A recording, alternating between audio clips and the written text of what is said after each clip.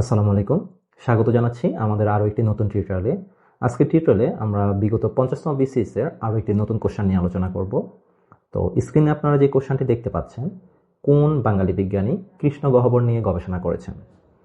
আমাদের অপশন সমূহ হচ্ছে ডক্টর কুদরতি খোদা, কাজী মোতাহার হোসেন, জামাল নজরুল ইসলাম, অতীশ দীপঙ্কর। এখন খেয়াল করুন যে কৃষ্ণ গহ্বর, যেটাকে ইংরেজিতে বলা হয় ব্ল্যাক হোল বা কৃষ্ণ গহ্বর।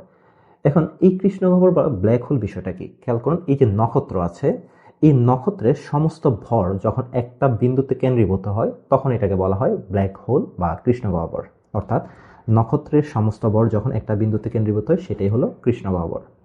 আর এই কৃষ্ণ গহ্বরের আবিষ্কারক হচ্ছেন জন হুইলার, এবং তিনি 1969 সালে এই কৃষ্ণ গহ্বর আবিষ্কার করেন। তাহলে কৃষ্ণ গহ্বর আবিষ্কার হচ্ছেন জন হুইলার, যেটি 1969 সালে আবিষ্কার করেন।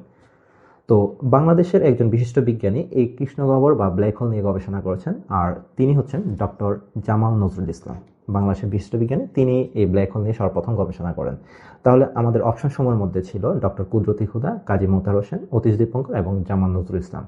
তাহলে আমরা সঠিক উত্তরটি যদি মিলিয়ে নিই, সঠিক উত্তরটি হচ্ছে জামাল নজরুল ইসলাম।